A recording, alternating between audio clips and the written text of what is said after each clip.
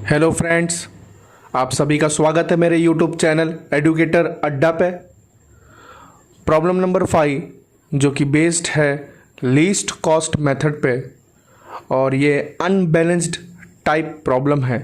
Check करते हैं कि अनबैलेंस्ड टाइप प्रॉब्लम किस तरीके से सॉल्व करना है with the help of least cost method. Transportation cost क्या होगा देखते हैं। Question is solve the following problem for BFS. BFS means basic feasible solution using least cost method. Question दे दिया है, मैट्रिक्स जो भी सेल है उसके अंदर हम लोग को चेक करना है। सबसे पहला स्टेप क्या कि सप्लाई और डिमांड दोनों इक्वल है कि नहीं। अगर इक्वल है डायरेक्टली एलोकेशन करना स्टार्ट कर देना है।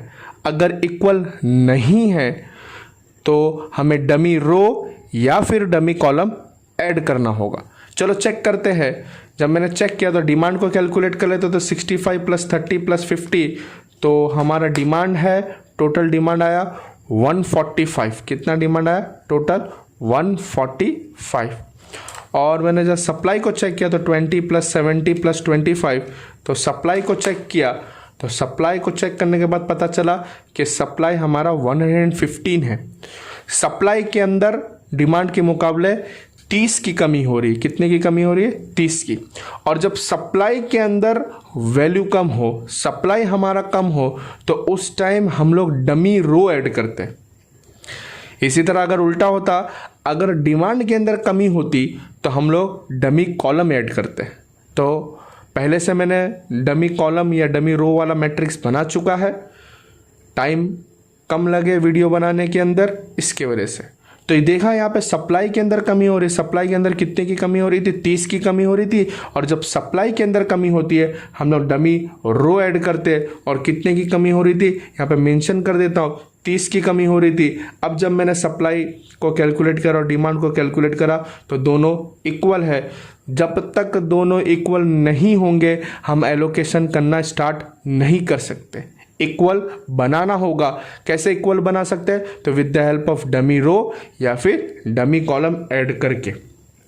अब दोनों इक्वल हो गए तो सेकेंड स्टेप क्या है? हमें एलोकेशन करना है। और एलोकेशन किसके बेस पे करना है? लीस्ट कॉस्ट मेथड के बेस पे। तो एलोकेशन किस तरीके से किया जाता है वो आप देखें। तो हमारा जो सेल के जितने भी नंबर है उस नंबर के अंदर लीस्ट कॉस्ट मेथड का स्टेप ऐसा है कि जो नंबर सबसे छोटा होगा सबसे पहले हमें उसको पकड़ना है, उसके ऊपर एलोकेशन करना है, फिर उसके हिसाब से स्टेप टू स्टेप इसको फॉलो करते रहना है। जब मैंने चेक किया तो चेक करने के बाद देखा कि इस पूरे के पूरे सेल के अंदर जो सबसे छोटा नंबर है वो है 0। मैं चाहूँ ये 0 पे ऑपरेशन करो, ये 0 पे ऑपरेशन करो, कोई फ़र्क नहीं, क्योंकि छोटा तीनों है तो तीनों में से किसी में भी इस्तेमाल कर सकते हैं। तो मैं स्टार्टिंग वाले में इस्तेमाल करता हूँ। तो इस्तेमाल करने के टाइम मैंने देखा कि यहाँ पे डिमांड 65 है, सप्लाई 30 है, तो मैक्सिमम में कितना एलोकेट कर सकता हूँ? 30 एलोकेट कर सकता हूँ। तो जब 30 एलोकेट किया तो ये मेरा हो गया 0 हो गया और यहाँ पे मेरा बचेगा 35 बच जाएगा। कितना बच जाएगा यहाँ पे हमारा? 35। कितना बचेगा? 35। ये मेरा हो गया 35। और रूल्स क्या है कि जो कॉलम या जो रो सप्लाई के अंदर अगर 0 हो गया तो उस रो को कैंसिल कर दे। उस रो के अंदर जितने भी अब सेल के अंदर जो नंबर होंगे उसको हम लोग चेक नहीं करें। इसी तरह अगर डिमांड के अंदर 0 हो गया था, 0 हो जाता तो हम लोग डिमांड का कॉलम डिलीट कर देते। उस कॉलम को, करस्पॉन्डिंग कॉलम को हम लोग डिलीट कर देना। उसके अंदर जितने भी नंबर है उसको आप चेक नहीं करना। अब मैंने सप्लाई के अंदर 0 हो गया था तो सप्लाई के अंदर जब 0 हुआ तो करस्पॉन्डिंग रो का मैंने कैंसिल कर दिया। अब इसके अंदर जितने भी नंबर थे हम उसको चेक नहीं करना है। अब बचा हुआ नंबर हमारे पास 517 है, ये जो बचे हुए है। अब इस बचे हुए नंबर में जो सबसे छोटा नंबर है उस पर हम लोग को एलोकेशन करना है। तो मैंने इस नंबर के अंदर जब चेक किया तो चेक करने के बाद पता चला कि 1 सबसे छोटा है। तो 1 के अंदर हम लोग को एलोकेशन करा तो डिमांड 30 था, सप्लाई 20 था, तो मैक्सिमम मैं एलोकेट कर सकता हूँ 20। तो जब मैंने मैक्सिमम एलोकेशन किया 20 तो यहाँ पे बच गया, कितना बच जाएगा? 20 में से 30 में से 20 माइनस किया तो 10 बचा, तो यहाँ पे कितना बच जाएगा 0। अब इसकी करस्पॉन्डिंग जो रो रहेगी, जो 0 हो गया तो अब करस्पॉन्डिंग रो को कैंसिल करना होगा, तो करस्पॉन्डिंग रो को मैं कैंसिल कर देता हूँ। उस सेल के अंदर अब जितने भी नंबर रहेंगे अब उसको चेक नहीं करना, कैंसिल कर। अब बचा हुआ नंबर जो है हमारा 746, अब इस बचे हुए नंबर के अंदर जो सबसे छोटा नंबर है उसको पकड़ना है और वहाँ पे एलोकेशन करना है। तो सबसे छोटा नंबर हमारा हम लोग चेक करते तो यहाँ पे 2 है। अब 2 के ऊपर एलोकेशन करना है, तो 2 के अंदर मैंने देखा डिमांड 10 है और सप्लाई 25 है, तो डिमांड जब 10 है तो मैं मैक्सिमम एलोकेशन कितना कर सकता हूँ, 10 का एलोकेशन कर सकता हूँ। और यहाँ पे ये कितना हो जाएगा, ये 0 हो जाएगा। यहाँ पे जो 10 माइनस करूँगा तो कितना बचेगा, 15 बचेगा। अब मैं देख रहा हूँ कि डिमांड 0 हो चुका है, तो डिमांड जब 0 हुआ तो इसका करस्पॉन्डिंग कॉलम डिलीट कर देना है, करस्पॉन्डिंग कॉलम डिलीट का। अब बचा हुआ नंबर मेरे पास क्या, 7 है, 6 है, 3 और 5 है। अब इस बचे हुए सेल के अंदर जो नंबर है उसमें जो सबसे छोटा नंबर है वो 3 नंबर है और 3 नंबर पे अब एलोकेशन करना है। जब 3 नंबर पे मैं चेक किया तो यहाँ पे हमारा डिमांड कितना है, 35 है और यहाँ पे सप्लाई कितना है, 15 है। तो मैक्सिमम कितना एलोकेट कर सकता हूँ, 15 एलोकेट कर सकता हूँ। तो मैंने 15 लिख दिया, तो यहाँ पे कितना बच जाएगा हमारा, यहाँ पे बच जाएगा हमारा 20 बच जाएगा और यहाँ पे कितना बच जाएगा, 0 हो जाएगा। अब ये 0 हो गया तो ये करस्पॉन्डिंग सप्लाई 0 हो गया, तो करस्पॉन्डिंग रो को कैंसिल कर देना है, करस्पॉन्डिंग। अब बचा हमारा क्या, सिर्फ 2 नंबर बचा है, एक 7 बचा है, 6 बचा है। अब 7 और 6 के अंदर जो मिनिमम नंबर है वो 6 है। अब 6 के ऊपर मुझे एलोकेशन करना है, तो एलोकेशन करने का टाइम तब चेक किया तो डिमांड यहाँ पे 50 है और सप्लाई कितना है, 70 है। तो मैक्सिमम मैं कितना एलोकेट कर सकता हूँ, 50 एलोकेट कर सकता हूँ। तो मैंने 50 एलोकेट कर दिया, तो यहाँ पे बचा कितना, यहाँ पे बचा 20 बच गया। यहाँ पे कितना बच गया, 0 बच गया। अब ये 0 हो गया तो करस्पॉन्डिंग हमारा जो कॉलम रहेगा उसको डिलीट कर देना है। अब सिर्फ बचा एक ही नंबर, तो एक नंबर के अंदर हम डायरेक्ट एलोकेशन करते हैं। यहाँ पे डिमांड चेक किया तो 20 है, सप्लाई भी 20 है, डायरेक्टली एलोकेट कर दो। ये हो गया हमारा सारा का सारा एलोकेशन, ये भी 0 हो गया, ये भी 0 हो गया।